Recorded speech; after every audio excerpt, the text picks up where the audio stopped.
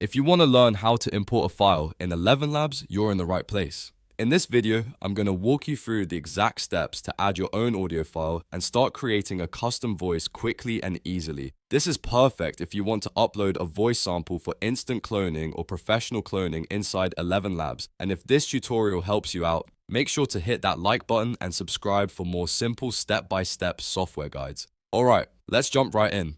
First, open Elevenlabs and make sure you're logged into your account. Once you're inside the dashboard, look for the Voices tab in the main menu and click on it. This is where all of your saved voices and voice creation options are located. After that, go to the top right corner of the page and click Add Voice.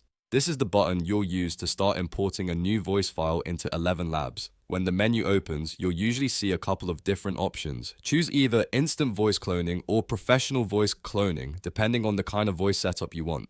Instant voice cloning is great for a faster upload process, while professional voice cloning is designed for more advanced voice creation workflows. Once you select the option that fits your needs, the next step is to import your audio file. You can simply drag and drop your MP3 or WAV file directly into the upload area. Make sure your file is clear, with good audio quality and minimal background noise, because that helps Elevenlabs process the voice more accurately. If your file is too quiet, distorted, or messy, the results may not be as good as you want. So before uploading, it's always a smart idea to use the cleanest sample possible. After dragging in your file, wait for the upload to complete and follow any additional prompts Elevenlabs gives you.